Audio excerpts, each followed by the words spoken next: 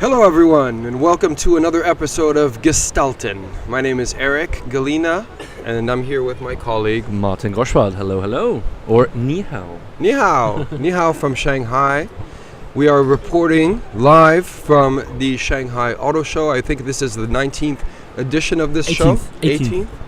So it's fairly new by auto show standards, but it's a big one. It's a massive one. There's 8 halls here. Some of the halls have 2 floors. Some of them are not all manufacturer halls, like not all car makers, some supplier halls, but still it's vast, and it's a very important show and a very important car market. Yeah, if you've ever been to Frankfurt, this is bigger than Frankfurt. Oh yeah. Like, you know, we were joking actually when we first arrived over here that for Frankfurt this year we're going to take these little kickboards/scooters because we're too lazy just to wander around. We should have actually done that here because it's not just about, you know, how many halls it is, it's just the sheer size of the hall. So this convention center, from, you know, what we've been told by our colleague Daniel, is apparently the biggest of its kind in the world in terms of square meters and stuff like that. And you can see that this is a humongous place. You know, I've never seen that many car manufacturers in one specific area, and it's really, really impressive. Oh, absolutely. What's going on here, and it's a testament of what's happening in China still. It's not slowing down, quite the opposite actually. And you know, we are quite impressed. I think it took us a little bit to actually get through the show and, you know, find our, like, you know, most favorite places, but at the same time there's so much to talk about here, and we will not be able to talk about everything. That would be impossible. So we will be focusing on, you know, what we think is the best stuff, maybe like the most surprising stuff as well, and, you know, some of the stuff, especially from a Chinese perspective, that has some, you know, connection with Europe, might be a studio or something like that. So, you know, we'll see how this review goes. But let's start with, we're here in hall 7.2, which is the second floor. Right over here is a Nissan, but we're sitting here at a very, very Chinese brand, which is called Venezia, which doesn't really sound very Chinese, but at the same time it's owned by Dongfeng. And this is one of the things I think we can discuss right in the beginning is, you know, you have these big manufacturers like Geely and Dongfeng and all these kind of guys, but they have millions of sub-brands, and we see here how many sub-brands they have. Yeah, no, there's definitely a lot of manufacturers, a lot of sub-brands off of the back of manufacturers, a lot of joint ventures. I mean, so like as you alluded to earlier, there's been a kind of slowdown in sales, but just because it's not doing this anymore, it's not doing this.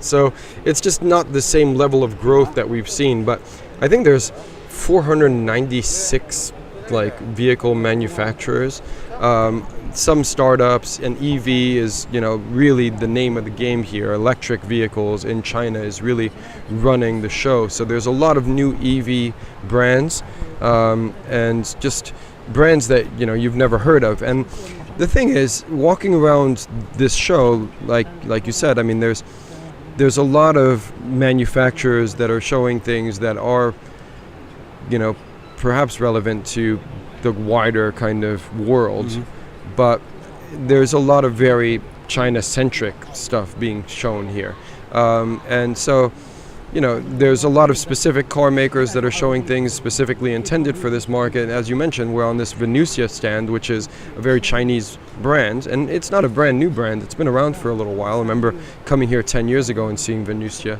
It's a very Italianate kind of name, but what I've noticed walking around this show is not that, you know, there's cars specifically, not only that there's cars specifically intended for this market being developed, but also that the Chinese, even the startups, and some more than others, are really doing a great job communicating design very well. And I think it has to be said that for the most part, these design organizations and these companies are run by Westerners. I think, you know, they are really putting in their salt and really making things that are showing through. I mean, because some of these stands, the way that they're laid out, I've been looking at stands a lot this trip, and they, there are just some ways that Chinese vehicle manufacturers choose to display their vehicles, which is very atypical to what you would find in a traditional motor show. I mean, I've got a few gripes, which we'll get into later,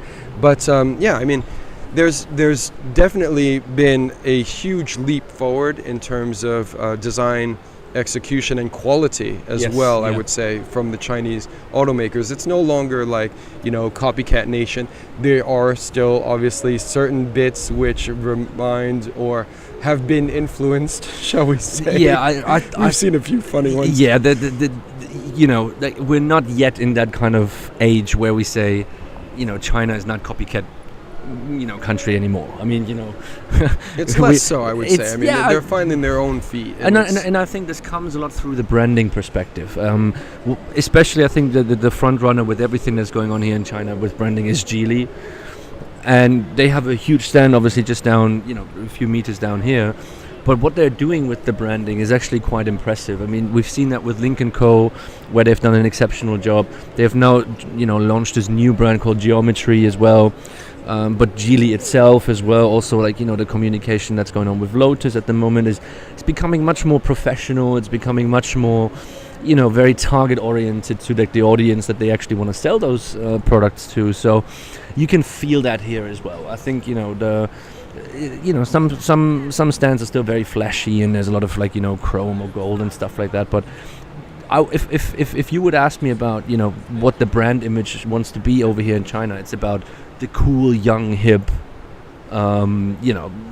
public that they wanna attract nowadays, and this is really impressive because I think if we compare that to when we were in Geneva, for example, which was extremely conservative compared to what is going on here, the Chinese are going for the right people, and I think you see that struggling a little bit with the European brands in particular. I think Mercedes was quite old school. Porsche was in their general kind of style. Obviously, they have the brand name to them already, but are they really going all in terms of what they want to do? I'm not so sure. And I think to get more into this kind of Chinese market and avoid this kind of downfall of sales, as you mentioned earlier, I think they will have to adapt much more than they are doing now, and the brands over here are becoming much stronger. We've seen that with NIO, for example, as well. That's going to be interesting to see, and I think kudos to the Chinese. I mean, we've actually been looking forward to go to Shanghai for the show, but this was a good one. I mean, this was really impressive in terms of what's going on here, and compared to last year in Beijing or 2 years ago, this was a massive step forward for all these companies. And Europeans, watch out. If those companies want to come over to Europe, they will not be your little, Dacia contender. They will come in with a proper brand, and they will come in with a very good communication strategy. So that's going to be interesting. US market, of course, the same. Yes. No, I mean, there's definitely, like I said, I mean, there's some Chinese automakers that are definitely a force to be reckoned with. Geely, some of these brands that are, having numerous other sub-brands below them, and partnerships indeed with other reputable automakers like Lotus, like Volvo, for example, are really making great strides in terms of their branding, in terms of their visibility, in terms of what it is that they're offering. But also, there's certain things where, and in China we've seen this before. There's really a lot of things being developed very, very quickly, and we've seen it in this city alone. Where the skyline of this city has evolved at such a rapid rate. I mean, and even 10 years ago, or it looked different, right? There's just buildings popping up like. And it seems like every single day is a new one. Yeah, so I mean, there's so much construction going on, and it's developing so quickly, and so the brands as well are developing now. The Geometry brand, the new one from Geely, is something that I think was developed very quickly, and it was, and it also, I think there's a little kind of side note here to mention is that some names sound cool in Chinese, which is why they use them. In Mandarin, Geometry sounds different. Somebody told me what it was. Can't remember what now. It's Ji Ha or something. Like, it sounds pretty cool. And so we've seen a lot of vehicles like, there was one like a Toyota CHR, which hasn't been entirely renamed. There's a few vehicles like that have different names, like the Chevy Trailblazer, for example, is here as a CNR Carryall or something. I mean, it's so the same vehicle, basically identical, just has a different name. Now, getting back to Geely, put that side note away now. It seems like they really needed, an electric brand to kind of move forward in terms of emissions and all of these things that people are doing now in terms of really just getting on board with what's happening in this industry, which is electric. I mean, that there's no more is that more obvious than in this country. I mean, electric is huge. And so they jumped in with this new brand, but they're using an existing platform. So I think, unfortunately, that car is a bit hampered by that. Of course, companies spend a whole lot of money developing, architecture and platforms, and so when they can't just develop a new platform, it's extremely cost intensive. So they don't, can't afford to develop an entirely new platform, but they need to launch that brand. And so, unfortunately, I think from an exterior perspective, because the interior on that car is actually very, very nice. I like the screens. I like the way that everything is kind of laid out. I like the material usage. I like the overall feel and the material, the quality of the interior. But I think, in terms of an all-new kind of electric vehicle, for example, it's not utilizing a ground-up, new package, which would really enable better proportions in that vehicle. I think this is the downside on kind of, not the downside, but this is where the branding issue comes into play very, very hard, is how to communicate your brand properly. And I think with the geometry brand at Geely, we see that very, very closely. It looks a bit like a Geely. The logo is a Geely logo, but just in silver. So, there's not that much difference to that. And I think, will those sub-brands all survive? No. Why do they do that? Well, it's because of government incentives. Yeah, so they get money because they're making new brands that employs people and stuff like that. So there is a certain kind of business sense behind that as well. But I think you're absolutely right, and especially if we look into the other Geely cars, go into like the design side from that side, they have this one concept car. It's called the Preface. Yes.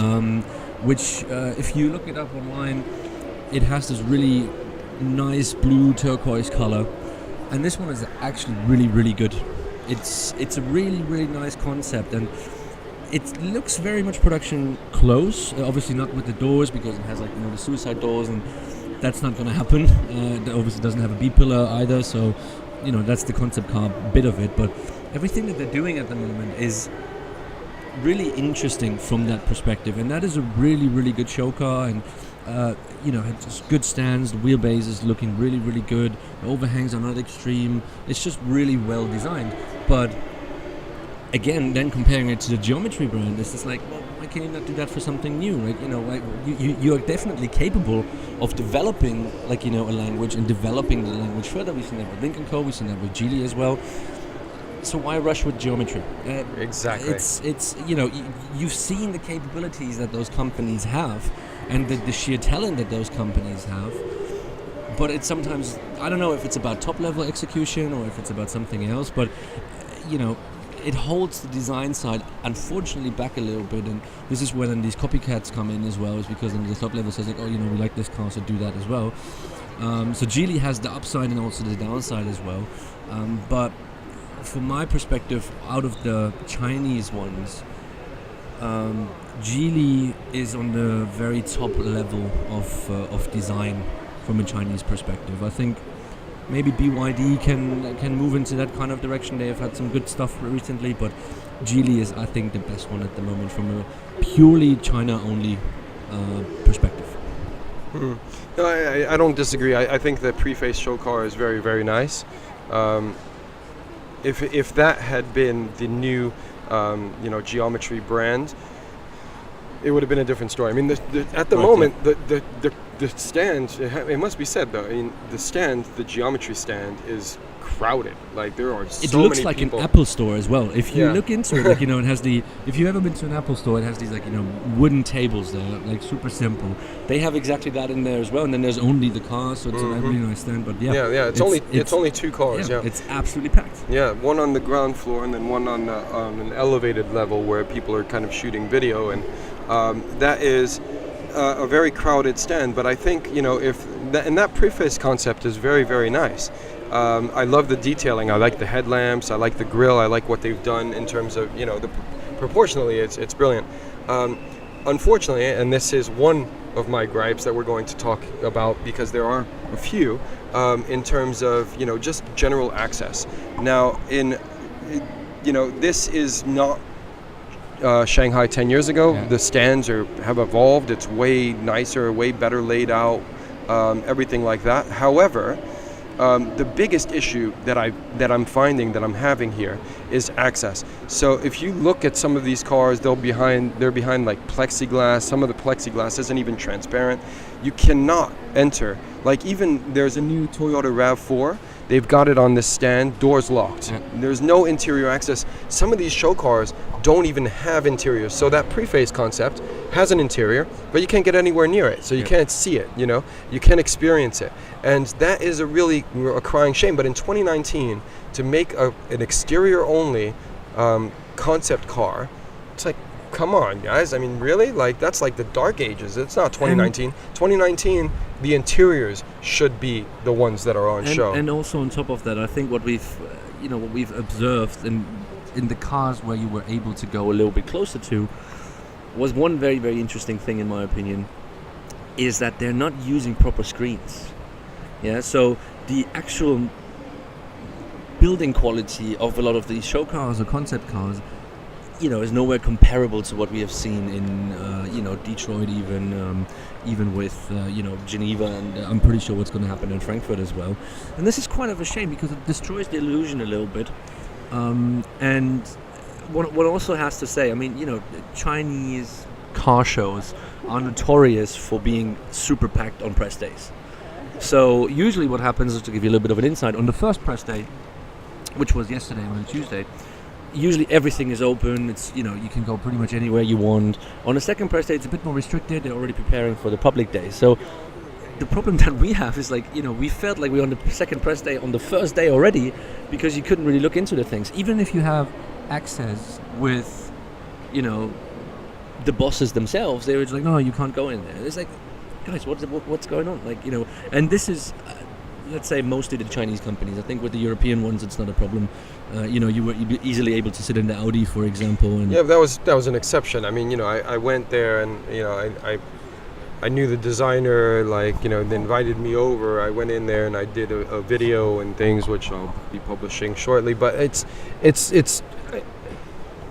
I'm even, Western brands or Japanese brands, which are normally open. I mean, that RAV4 is done. It's like, why can't they open the door? And even, people, I think, would come to expect that, maybe you can't sit in the concept car. You need people around, hovering around, like they do in Geneva, telling you, no, you can't sit. Obviously, you can't just jump into a concept car, it's crazy. Like, even, journalists that have been doing this for a living don't know this, and still jump in and break things like they did in the Lagonda at the last show, breaking the steering wheel off. It's like, but anyway, regardless of that, I still think that they should show what they're thinking about. But at the same time, and this is another thing, you kind of have some reasoning as to why they're doing that. Let's not forget, we're in China, and again, it's changed drastically since I first started coming out here.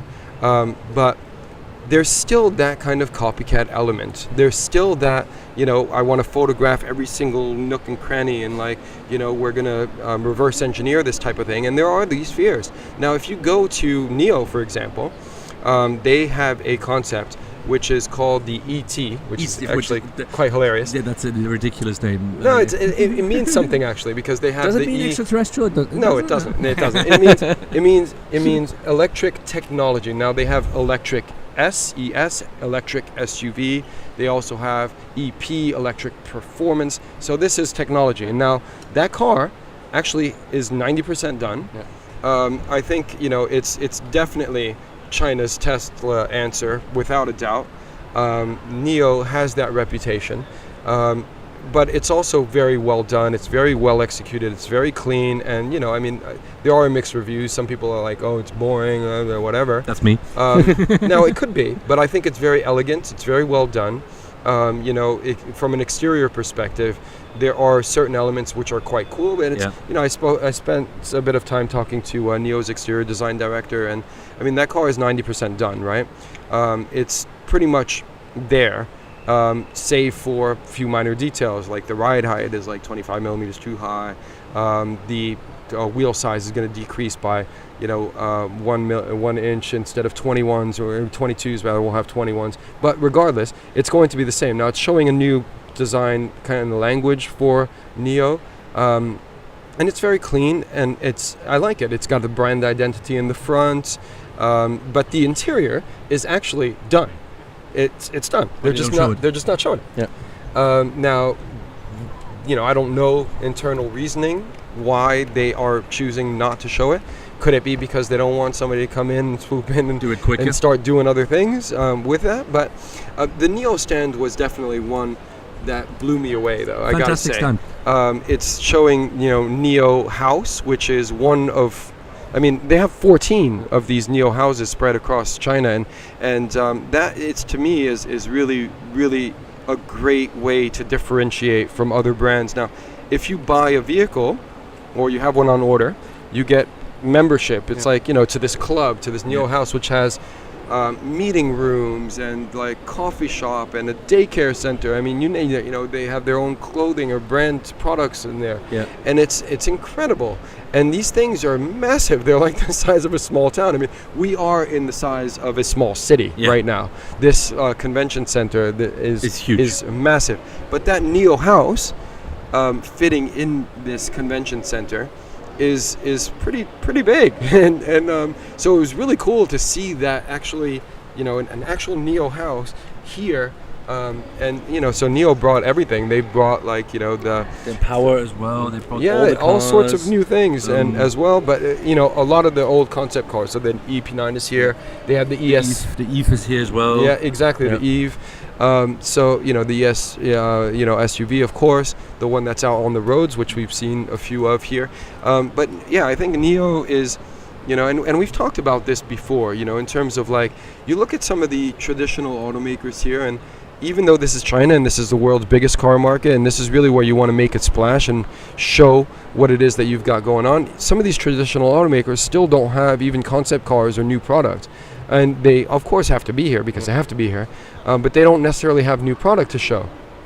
To me, that's like, what are you doing, guys? I mean, this is Shanghai. You should have a new product. If you've got a new product in the entire year, you should be showing it here. This is where you want to show it. What you're mentioning is I think one important point. I had a conversation. I can't tell you this, but with a very, very high level executive from the car design world. And we were talking about where things are going, and I think NIO here in China, regardless of if we like their design or not, but what they're doing is they're understanding that it's becoming a service. We're talking about mobility, we're talking about service all the time, but they're actually showing what can we do. So the car is just one of the things that they do. So obviously it's mega present here because it is a car show, but they're trying to breaking this up. There's here's our power system. They actually had an entire swapping station where they showed how the car drives in, they change the battery, the car comes out again. So just to give you a little bit of a perspective, we're not talking with NIO about a car company anymore. We're talking about a mobility company, a service company. Mm-hmm. So it might be that NIO is not even here in 2 years or 4 years' time, because for them cars are just a necessity. Yeah, so they say, we have to show the cars or whatever. But this really shows where China is going as well. And for me, NIO is the first glimpse of the future, and it's kind of funny to then compare it to one of my biggest problems at the show. Was you had 3 or 4 Volkswagen stands. So just for you guys who don't know, Volkswagen of course was here as the Volkswagen brand. Then there was a stand just for SAIC Volkswagen, because there's a joint venture and they produce Volkswagens here in China. And then there's another one which was FAW Volkswagen that was here as well, which is the joint venture with FAW that they have, and Skoda and all these kind of things. So you have 3 Volkswagen brands all showing somehow the same cars. And then on the other hand, you have NIO that doesn't show you, 100 million cars. They show you a lot of cars in terms of you can sit on them and stuff like that, but they show you like, no, this is the service, like this is the overall thing. And Volkswagen has done like, they could have rented an entire hall just with all their stuff with Audi as well, and you would have probably only used one stand, because on the rest, you've seen the China produced cars and all these things. There is this big discrepancy over here, and I think with NIO is showing where the future of car shows actually could go to. We were discussing this before. Will we have car shows in the next 2 years? With something like NIO, yes, we will, because then the car show will evolve into like mobility, into service, but the car is still a fundamental part of that. So, that's going to be interesting, because it's a much better picture, again, branding wise, and what they want to paint, where they're going, than even Volkswagen in that sense. But No, there's one Volkswagen that you failed to mention rather, was the Jetta. Jetta is another. So they've got like 3 products, basically 2 of which are just rebranded Volkswagen Group products. So they've got a Seat SUV that is now a Jetta. They have obviously the trusted Jetta, which is called something else here, and I'm blanking on what that is. But anyway, so they have 3 new products. They're not all Volkswagen, but they're all Volkswagen Group products, 2 of which are like SUV crossover, have been rebranded from Seat and Skoda. And one is a traditional Volkswagen product here in China, and so now that is the Jetta brand, the separate Jetta brand. So that's another Volkswagen stand, and there's a lot of Volkswagen stands, yes. But what I was talking about is the legacy automakers are showcasing things that are going to be traditional kind of business as usual, so building another brand because you could sell more cars, without thinking about the whole mobility aspect, as NIO is, as perhaps even Volvo is, and they showed that before in LA, for example, where they didn't have cars on the stand the first day. But it's interesting that there are these companies and the legacy automakers are kind of stuck in this rut, if you will, and unable to kind of evolve and move forward. And also, you look at big automakers like GM and JLR, and they're really struggling because there's a shift that needs to take place. And we've talked about this already, obviously, in previous podcasts, where there's a lot of things, changes that are happening, restructuring, and people are, being laid off, made redundant because of these structural changes that are happening within these legacy organizations. And NIO is kind of a safe bet. All of these startups are like much safer bets than they were ever in the past. Exactly. Because they're actually looking at the big picture. They're looking at where can we be in 10 years? What are we? And they've got they're playing long, and that's I think. What's very important to note is that we're seeing some, automakers that are brand new, that are really looking into the future, and some are like executing this better than others. But it's really very, very interesting to see. It sure is. But let's move on and actually discuss the cars in detail. Let's do this. Because that's what we're here for in the end. Yeah. Let's actually start with the NIO. The NIO ET. It's phoning home. Sorry, I could just put that like that slide. So, it is a sedan, and we had a big discussion about this yesterday. You already mentioned you like it. My personal opinion on it is it's kind of a bit too conservative. I mean, I understand that obviously they have to do that to kind of sell the cars. They've now shown the ES6 as well, so the ET will then be the sedan. It's called Preview as well, so it's actually, as you mentioned, it is almost done. I just don't see the point. Like, for me, the biggest problem with that is it's not progressive enough to justify a price that might be similar to an ES8. Yeah? What is the difference in that? I mean, the Chinese obviously love the Nomi system, so that will be in there. But moving forward from an exterior perspective, where are they moving towards? And from my side, the biggest issue is the front. I don't think the front is well resolved. I mean, they've chosen obviously the face in the ES8, so I'm not 100% sure if they can move that into further kind of vehicles that might not be an SUV. You see that struggling here a little bit. Actually, the shoulders are quite nice. Sometimes a little bit too wide, I think, on the rear. But the side view is very well resolved. I think if you look into it just from the side, it's not a bad car, but like it's that kind of thing. It misses the details. I think this is what makes it. Yeah, it looks nice, it's good, but at the same time, it's not. It's not like for me this kind of outstanding things like whoa, everybody has to see that. There's a few bits and pieces missing in terms of details, and obviously the interior, where I'm just not 100% convinced. Yeah, I mean, it's not rewriting anything. I do like it's got the corporate face, so it's got the Neo kind of logo thing going on, which is very well done, I think. It's not like breaking any rules. It's not revolutionary, but it is well done, and proportionately, that's all that they looked at clearly, because I think it's very well done. You talked about the side profile. That obviously is very well. When you look at that car in side view, it's just everything is right. Everything is perfect, and I like the haunches at the rear. I like the line across the C pillar. I like all of these kind of elements, and it's pretty restrained. But then again, you look at Tesla, and it's not like revolutionary in terms of design. I think this one is a step forward in that regard, and Teslas are massively successful. So if you've got a homegrown brand that's showing a similar aesthetic, I'm not going to say that it's copying Tesla, because it's not, but it's a very similar, very controlled, very simple aesthetic that I think is very appealing. It's very elegant, and so I think that's great. And again, it does have an interior. It's just all the windows are like limo tints, so you can't see inside and sit in it or check it out. But I think it's good. But that's not my star of the show. I mean, there's certain things that when you walk around here, there are cars that we've seen in the past. There are cars that are also evolving a theme. The Infinity is a clear example. Yeah. That is a very, very good, very well resolved, something that's really much closer to production, so I'm told, is going to be a reality for that brand. And I think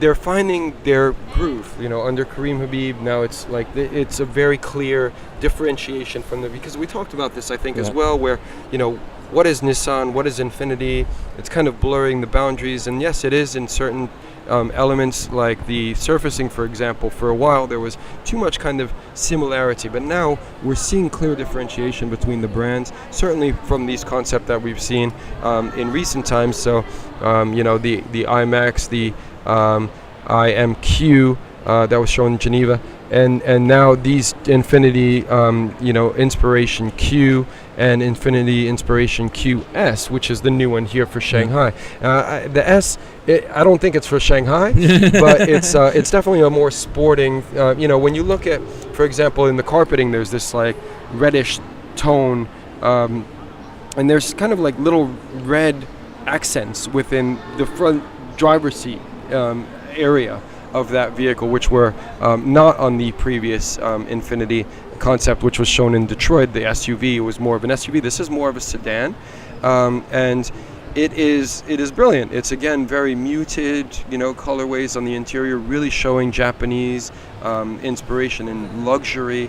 The interior was designed in Japan, like the other one. The exterior came out of London, and it was brilliant work again from the NDE studio, because I think it's just bang on what it needs to be, and the front face is very different than anything that we've seen before, and they're really finding their own identity. So I think that is one of the highlights of the show here for me. 100% agree, and we don't want to sound boring, because it seems like at the moment every time we do one of these show reviews, Infinity comes out on top, but they are just doing an incredibly good job at the moment.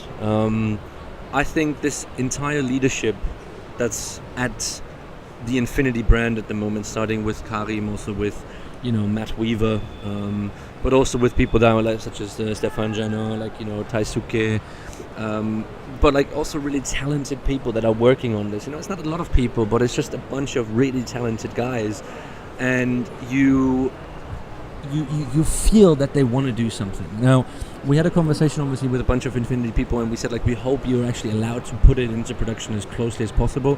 That is obviously the big question mark, if that's really gonna come in exactly that way. But they're just doing a lot of things right at the moment. And I think even if you start looking into like, what was the Project 10, was the first car that Karim actually, did. The evolution from that into like, an SUV, more like a coupe version now, is incredible. And I think I want them to succeed. I really do. Obviously they pulled out of the European market recently. Maybe they're coming back, maybe they're not coming back. But if they're moving towards that, this car will be a success here in China, will be a success over here in the US as well. And that should be the direction to move forward. Yeah. I mean, I've said it before. I'm quite sure on this podcast before, but I grew up in the States. Obviously, I was there at the inception of the Infiniti brand, and it's quite interesting to see because the Q45 when it came out did not have a grille. So when you look back into the history of the Infiniti brand, which is not a very long history at all, but again, at the same time as Toyota in 1989, that brand was launched. And it was launched with some really innovative, vehicles at the time. Not only the Q45, but then they came out with the the J30, which was like this kind of sloping rear, and then the FX. And we can't forget the FX because we're in front of this Venezia Concept right now, and this is a performance concept. I forget what it's called. It's like the Vision X or anyway, something like that. They've got two cars here, and this is basically very, very similar to what the FX was, and we're talking almost 20 years, more than that. I mean, almost 30 years ago. So that FX was groundbreaking. Nissan unfortunately did not do a very good job marketing that vehicle, but Infiniti as a whole, as a company, was extremely innovative until I don't know what happened, but they lost their nerve and they started doing things like the M35, which, look it up, it's a horrendous little box, and then the G20, which is a rebranded Nissan Primera. So it's a shame that happened. But it's again finding its mojo, and I don't want to spend too much time on Infiniti because it does seem like we've spoken about them before. And I mean, it is definitely one of the highlights of the show. I wouldn't put it at the very top, but there's other things that again, we're in Shanghai, which is a very different market. China is a very different market than anywhere else. So you talked about the conservatism that we saw in Geneva, and certainly in the European market in general.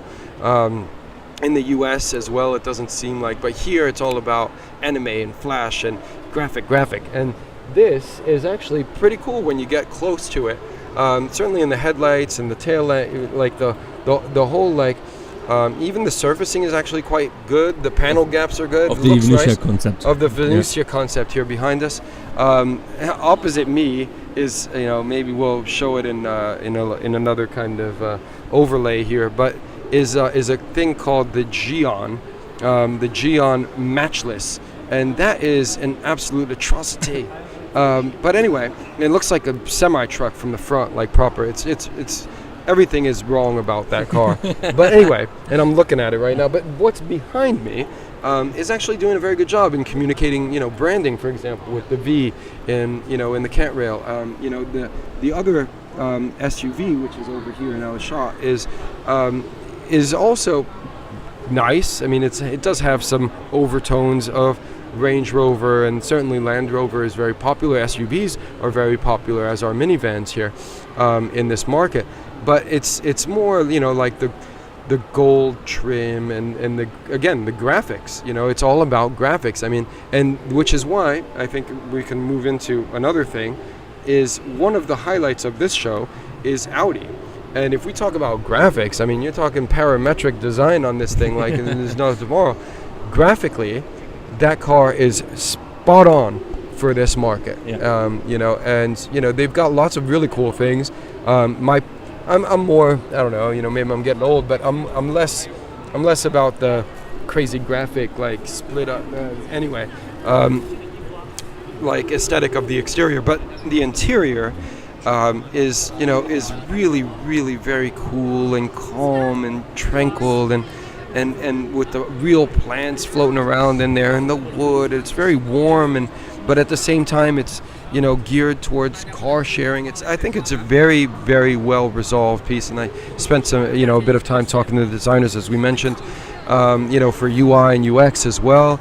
It's got a great story, and I think, yes, it's not to everyone's taste. I've definitely seen a lot of negative commentary, floating around about that car. But I think, in terms of, lighting, for example, Audi's always kind of led in that regard, in that area. And I think it's a very, very nice little thing, and that stand is swamped. Yeah. Because of it's an Audi, maybe, but it's. I think it's very cool, and to see it side by side next to the Acon, which we've seen before, which is the big brother, yes, pretty much, is also very interesting. So what's it called? It's the AME or AIME or AIME, I want to say, yeah, Artificial Intelligence Mobility Experience. Yeah, that sounds about right, doesn't it? I don't know. I just pulled that out of my magician's hat. I think, from my perspective and from what I've heard, this car is a little bit of the successor of the A2. That's what some people have been saying. Yes, I don't think Audi's said it. No, Audi hasn't said that, but it's it's kind of a little bit of the rumor, like the communication of what's going on, and I do agree with you on the interior. I think they have done a very, very good job. Audi has recently done some very good interiors. I mean, the A8 was another example that was really, really well resolved. The exterior, I find it tricky. I find it difficult. It's obviously for us Europeans, it's a little bit too much. But then again, you've mentioned the parametrics around it. Parametrics is the hottest thing in China. Like everything, every car, every grille has to be done parametrically, and if you don't have it, then you're not cool enough for the market and all these things. So they understand that this car is for a China market. Yeah. Now, the biggest problem that I can see, and this coming back a little bit to the Neo problem, is that Audi still doesn't have an idea what autonomous driving is for them. And this car shows that again. There's no continuous idea in those concept cars. What is autonomous driving for you? And they say like, we're the leader of innovation and everything within the Volkswagen group. And yeah, they do have a lot of problems because of the Dieselgate still, but they're not really pushing, this innovation in terms of intelligent innovation. So why is autonomous driving doing one thing? Why is autonomous driving doing one thing and another thing to the car? And this is something that I found a little bit sad, I think, because there's so much potential in there. Similar thing, goes to the Volkswagen ID rooms, I think it's called. I saw it and I was just like, again, it's well made. There's nothing wrong about it, but at the same time, why? Where is the development of that? It's just that so it seems like ID, we need to do something because of this Dieselgate, let's do electric cars. Are they fundamentally well made? No. There's this kind of, it's almost like the Chinese mentality. Let's push something out very, very quickly rather than, to step back a little bit, really work about it, work with it, develop it a little bit, and then come out with something incredible. This was the same feeling I had with the Audi. It was just like, crap, we need to do something. So let's do something in 6 months or 3 months or whatever, and then build that car. And that's a little bit sad because I think, especially compared to the Infiniti, in the Infiniti, there's always a progression. They know what they want to do, but you can always track it back to the last one, and you know where the ideas are coming from. And this is something that I worry a little bit from design development. I'm going to be very interested to see what's going to happen in Frankfurt, what Audi's going to do there. But it kind of goes hand in hand, with their problems of finding the face again, in the grille and what is that supposed to mean? And it's the kind of emphasis for me on what's the problem with Audi at the moment is this, it's not deciding where to go and then go with it. It's more like, let's try this and let's try that. And I understand where concept cars are coming from, but in particular, you see the Icon and you see the AIME. I have my problems a little bit in that where is the following through. And that's a little bit sad because I think they have all this potential, but are they going all the way? I don't know. Yeah, I mean, I'm not in love with what they're doing, and you're right. I mean, it is kind of missing some continuity, but I think there is a story there. I think in terms of car sharing, in terms of what is a vehicle for from an Audi perspective, and certainly a car sharing vehicle, because they're not really a car sharing company, right? I mean, this is like a premium brand. It's very well known within the elitist group and the government here in China. It's always kind of had this high class kind of notoriety. So for them to kind of come out and show something like that, me or aimer, which is, you know, to love in French, which is quite strange. Anyway, it's. I think they're exploring, right? It's a concept car. It's not a production car. They're exploring. They're looking at their options, trying to find their way. And, you know, that car does have some cool ideas. You know, and if we conversely look at, you know, what's happening on the other side of the Volkswagen group is, you know, it's Volkswagen ID rooms, all of these ID concepts, it's just a bit old world to me. I mean, swivel seats coming out, like, come on, guys. Like, you know, that's like a decade old, man. And so, I don't know, maybe it's, again, the problem with, you know, the Volkswagen legacy. I mean, you know, at the time, De Silva was like all like simple and purity, going back to the De Silva days now. You know, these cars, I don't want to say they bore me, but it's just like, there's no, you know, ID, it's like, there's no like adventure, no sensuality, no like, it's more product design, but like simple, like bare, like this couch product design type thing. I don't know. I'm just not overly enthusiastic about any of the ID concepts that we've shown, except maybe the first one. I thought had, you know, some cool, you know, and colorways and things as well, like, you know, some cool kind of branding-ish ideas and things. But the last little buggy thing, I mean, come on, like, that was a joke. I don't know if that was just like, you know, meant to showcase the kind of bandwidth of their platform or whatever. But this ID rooms, you know, again, is showing a very similar aesthetic, and but it's not rewriting anything, and it's not, you know, particularly adventurous. And I think Audi is taking it to, you know, explore different areas as to where it is that they could potentially go in terms of design for what is a very changing and rapidly evolving, you know, space. You know, like, if you understand a little bit of Volkswagen, what is interesting about them is they only do show cars, concept cars, on platforms that are feasible. Yeah? So when we see, like, you know, the Infiniti P10, for example, yeah, that's not a platform that we will see on the street. So Volkswagen has this commitment that they show every car that we show in a car show or an event can actually be produced. Yeah? Maybe they should get away from that now. It's obviously an idea where I'm saying maybe it's time to do that, to show a little bit more. Hey, look, we have new ideas, we have different ways of doing things, and to really kind of bring the brand back up.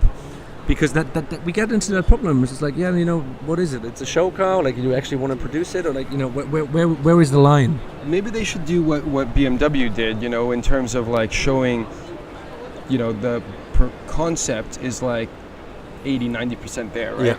But then they show the visions. The visions, yes, correct. And the visions is like blue sky thinking, like crazy, like, you know, out there. That would be a good idea. Yeah, that would be a good idea. That would be good. You know, again, you mentioned Dieselgate. Yeah. That's not, you know, so far back in the rear view. It's still something that they're grappling with right now, and it, you know, Volkswagen's a behemoth. They have a whole lot of cash, but they can't necessarily, you know, just be tossing it around right now. Yeah, because you know, that was a real big deal, Dieselgate, and they're still paying for that, and they will be for a little while. But anyway, let's move on. With you. Yes, next, that was good. Next one, which one stuck to our minds where we say like this was another great one? Because this is the problem about Shanghai a little bit. It's a very production show. Yeah, so a lot of the cars that you will see here are actually going into production or production ready. You don't have that many show cars or concept cars around here, so I think I'm struggling a little bit to find, you know, to come up with one that was new to here as well. I think that's the thing. They recycled a number of things, like Skoda showed the IV Vision, the Vision car, the yellow one from Geneva. I saw what was it? I think Kia showed their Geneva car here as well, so you know, there wasn't that many of the new cars around here, unfortunately. Yeah. No, you're right, and a lot of it is kind of recycled. You know, I mean, not recycled, but you know, if you've been to other motor shows, you would have seen some of the things that, you know, European and the Mercedes. Oh, right. The Mercedes. So that's a new one. Yeah, the little, what is it? The little... GBQ or whatever it's called. I have no idea. It's like GLB. GLB. What is the G-Class, right? Forgive us about the name. Sorry, I'm blanking right now. But it's basically a little... it's a B-Class on GLE platform. Exactly. Or whatever. No, it's like the big guy. And anyway, it's crazy. Not only are we jet lagged, but we have not been sleeping very much since we got here. We're on Shanghai time and Shanghai brain. So sorry about that. But yeah, it's a G-Class, right? I think it's a G-Class, the big guy. Anyway, and this is it's based on the GLE, but it's it's based on the GLE. Well, it looks butch. Yeah, whatever. Yeah, and I haven't actually spent much time. Now, the thing is, as we mentioned before, the show is vast. I haven't even seen everything that I want to see that is new. What I have seen has mostly been from the Chinese automakers, just because I want to get my head around everything that's happening, which is very difficult and complicated, hence why I think my brain is having a bit of an issue right now, remembering even something as old as the G-Wagon. But anyway, there are like a lot of concepts and a lot of new cars, and I think this is where you want to be showing those things, your ideas, and you want to be present in this market, because this show is going to get some massive coverage, and again, it's a very important market, so either Shanghai or Beijing, people are going to be showing things. And so when I see things like, legacy automakers like Cadillac, for example, who are actually present here, and they're not showing things. Buick has a few things, but Cadillac had that one black on black show car, I think. Is it a show car? I think it's a show car. Or is it? I think it's an XT6. They just have an XT6. Anyway, I haven't seen a new thing at Cadillac, so I could be mistaken. But again, this show is vast. I haven't covered all of it. I have seen a few things. I think it's interesting, to see the Karma-Pininfarina partnership taking shape.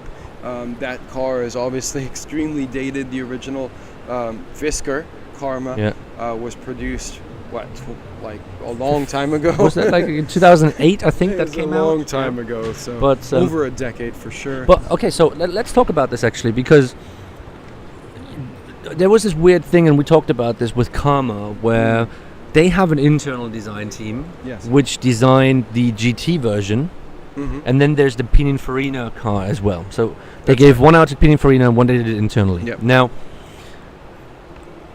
I'm not quite sure if you agree on this one, but it looks to me with the Battista that we saw in Geneva, now with this stuff that comes out from Pininfarina for Karma, is that Pininfarina has problems of losing this Ferrari vibe, especially in the front. I think, the front of the Karma has way too many indications that it could be a Ferrari.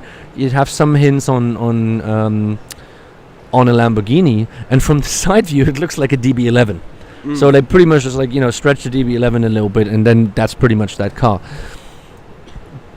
So, do you actually think that Pininfarina, from that kind of side, from the stuff that we have seen now, are actually still capable of developing, new identities, or do you think they're stuck? Because I had this feeling when I saw the Karma, I was like, whoa, is this really what is this? Is this a Ferrari, or I have no idea. So it was a little bit strange to see that it seems like they don't have their mojo. It's more like, let's look into the past, what we've done, and then they always come back to Ferraris.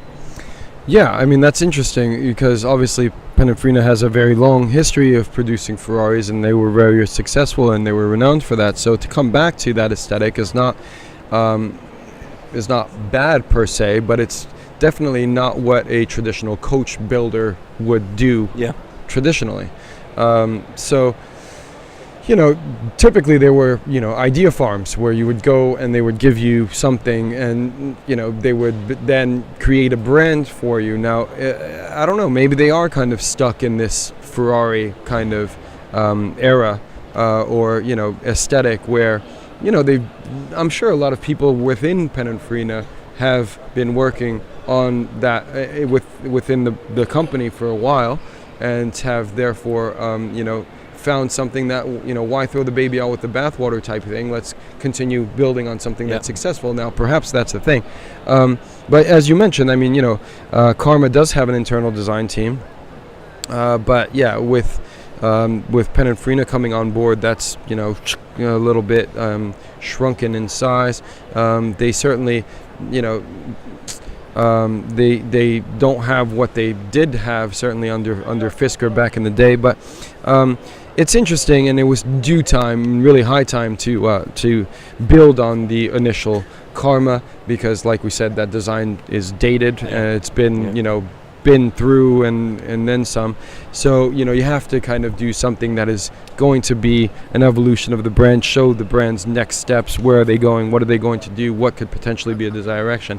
These are concept cars as well. None of them are actually production ready, right? So I mean, it's just seeing what's possible. I think the partnership between Pininfarina and Karma will develop into hopefully creating something and opening up into something that is more than certainly just one model, and certainly more than what we've seen take place on the Karma in the past. So I think that is going to be a fruitful one. So I guess I don't know. Do you want to say anything? No, I think this is still something that's very much China. I think, or where the Chinese money is coming from, is they go to companies such as Pininfarina. Icona is another example, rather than developing their own story, and I think, especially with those Chinese car companies, to do that is probably not a great idea. Like, no offense to Pininfarina or Karma, and Icona, but they are not companies that build brands. They do sketches, they develop a car, but those are not fundamental companies that build brands. It should happen internally for sure. Exactly, and I think we can see that. And Karma was a little bit like that, because the Pininfarina car, if you don't have the Karma logo on there, could be anything. There was nothing that was particularly a Karma that I would then just say that's it. And you can see that a lot of times. I mean, we spoke with a lot of people from Geely, for example, and they told us because we need this kind of capacity. You can see that in the cars as well. I mean, we see so many cars over here that have different front faces, where you ask the question, how can this happen? And it happens because of that. So there's still a long way to go, and at these shows, and don't get us wrong, Shanghai is incredible in terms of a show. I mean, you have so many people around here. If you really want to meet your peer, or your peer group, you have to come to Shanghai. It's the number one spot because of the market situation. Every big name pretty much comes here, with the only exception of obviously the guys from Hyundai, because they're in New York at the moment. But everybody is here. So if you really want to get to know your peers, or if you want to meet them after... I met someone yesterday that, I spoke with him, and he saw someone he hadn't seen for 17 years. Shanghai is that show where the people are coming together because of the market. And that's for me the biggest takeaway, I think, of the shows. There's a lot of development to go still in China, and I think a lot of growing within the companies as well. But we've seen a very positive move towards good design quality, and certainly, also just, let's say, good design. It's not exceptional. If it's kind of boring to say, but the Infinity was by far the best one, I think, to kind of show really creativity and what that kind of creativity can do to a brand. But the overall quality over here is really good. I mean, the average level, the median is really nice, and much better than, for example, and I would say in Detroit. The Detroit median was much lower. You had some really big highs, but you had some very deep lows. You have some very deep lows here as well, like this, the Gion thing or whatever it's called. But the average thing is, I think if you were in China and you said I have a budget and a limited budget and I want to buy a car, you will find a car here that you will like for a very reasonable price. If that is a Dongfeng, if that's a Geely, if that's a Chang'an, SAIC. I mean, we haven't spoken about Chang'an and SAIC. Yeah. And GAC as well. GAC, they've shown, Yeah, GAC showed actually the concept that they had in Detroit. They're showing that here, so it's been recycled. So yeah, but there's a couple of new products as well on the stand. But I mean, there are a lot of new cars here, and certainly from the Chinese brands. Certainly things that we haven't seen. I think GAC has like 3 different cars, like S, and anyway. And the names also, it's really quite confusing if you're not aware of everything that's happening. But I don't know. I mean, there are some cool things. You're absolutely right in terms of like quality. There's still some companies that are being led by engineering. You can see it. It's wrong. Wheel dimensions, or just glass to body ratio, or I mean, all sorts of things where the package is not clearly being taken on from design and being handed down to them. Just like spacing within the wheel arches, ride height. I mean, all sorts of things that just aren't correct.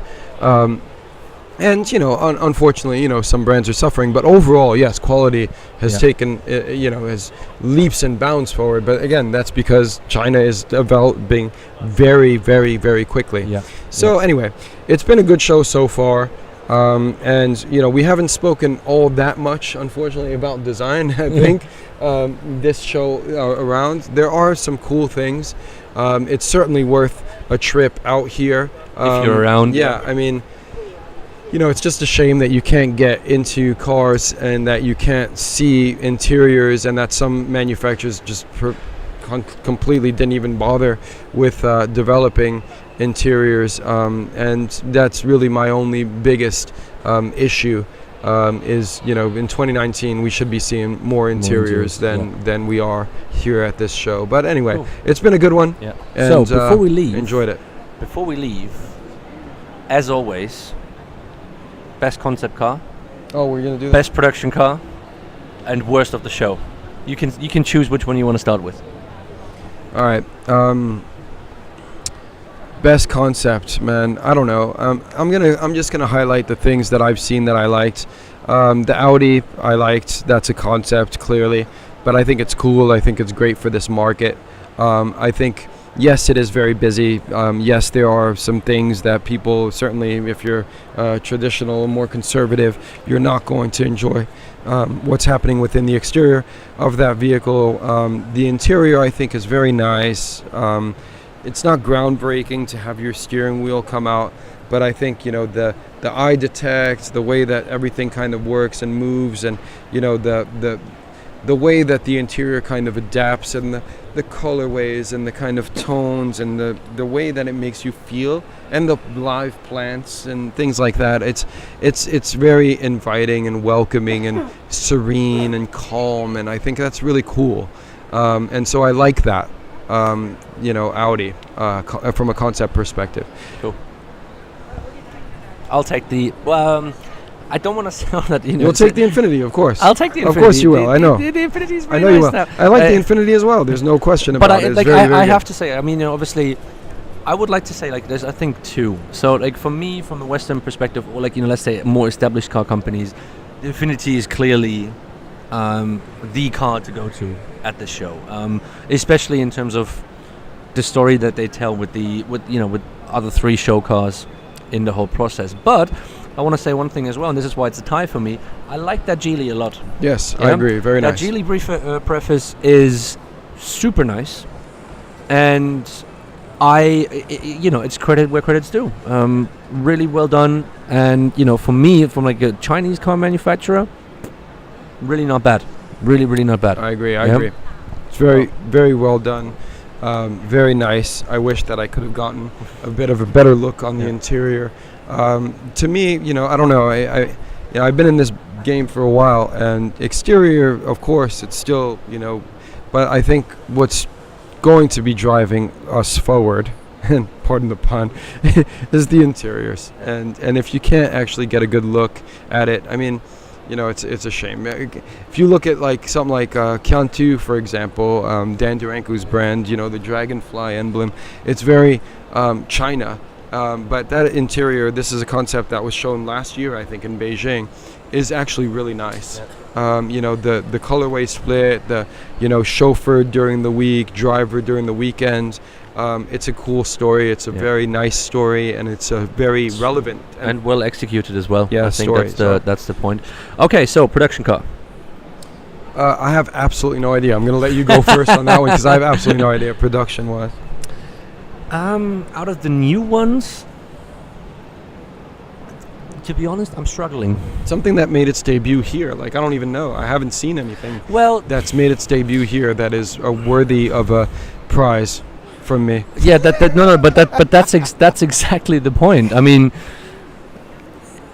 there was a lot of solid stuff, but was there like, a hands down, production car? Like, we had in Geneva, we had the Peugeot 208 where we just said like, yeah, this was fantastic and hands down. Yeah. Probably not. For me, what was cool, XC40 facelift, that was, like for China, that was not bad. But for the other guys, I don't know. Yeah, I mean, I'm at a loss as well. I've been looking down here, because I took some notes on my phone. I'm actually trying to consult with my phone to see what it is that we've seen that's been revealed at the show that's production. And, there's not like all that much. Like, if you look at it, some of it, like, Lexus LM is like just grafting a Lexus face onto an existing minivan, one of which we saw actually driving around today, on our way to the show. There isn't all that much that's like, really interesting.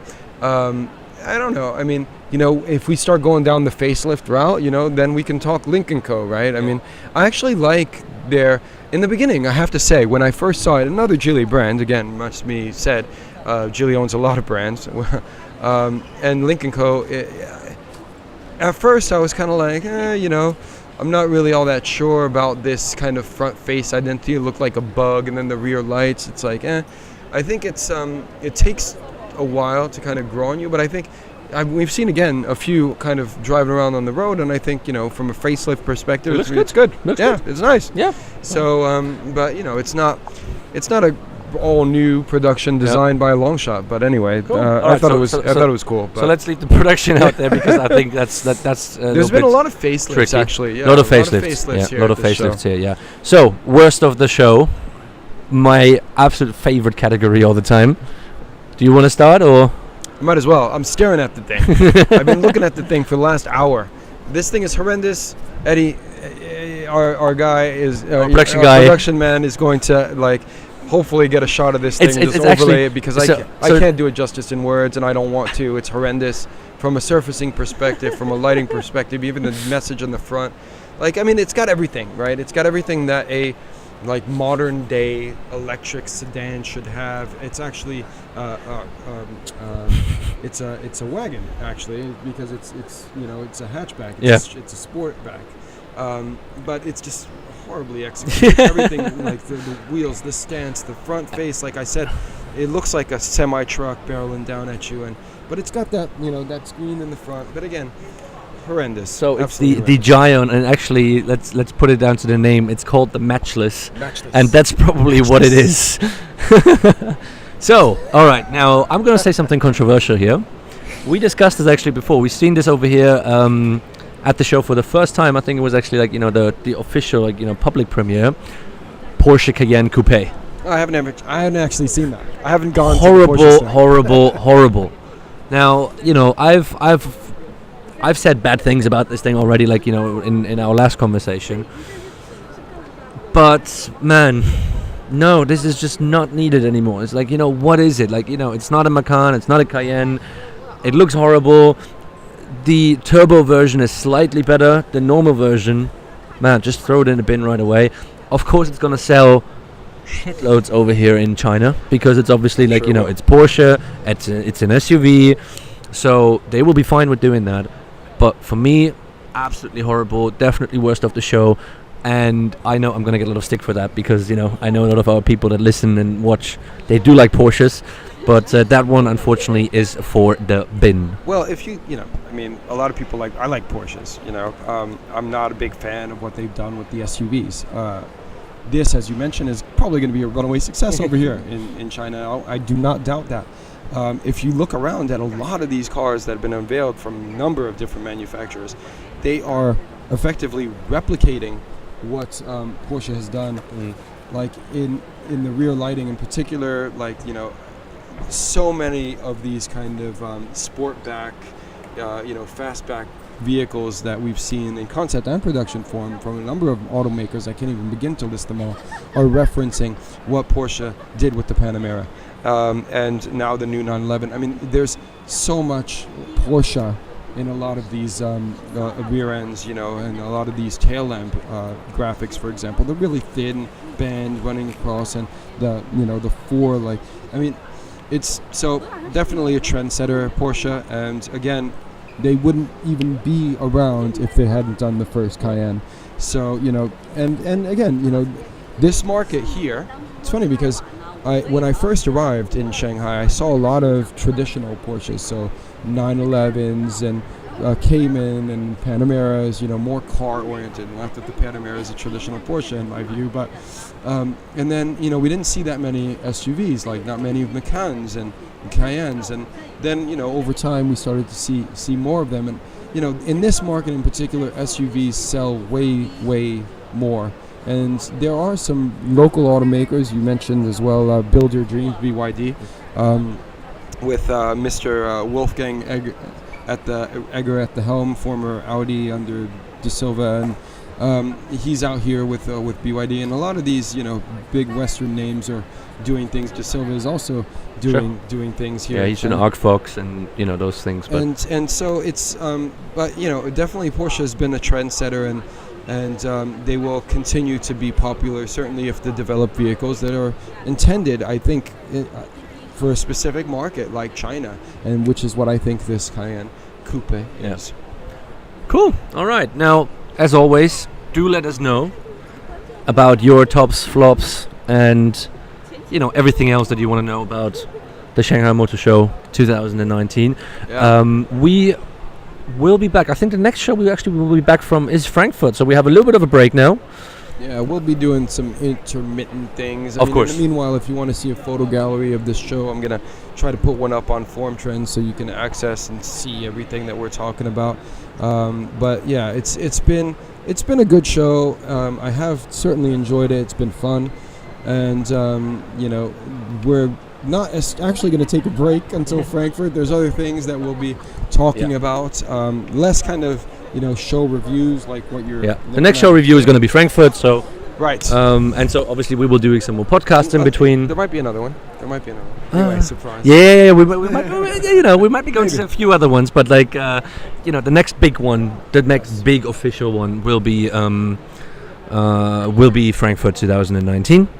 And so in the meantime, we hope you enjoyed that show and our review. As mentioned, this one was a little bit of a tricky one because this is just so massive. But we enjoyed it clearly and certainly, and we are looking forward to having you back very, very soon. And if you have any questions, as always, do message us. Yeah. And all the best from us and from Shanghai. Take care. Thanks a lot, guys. Cheers.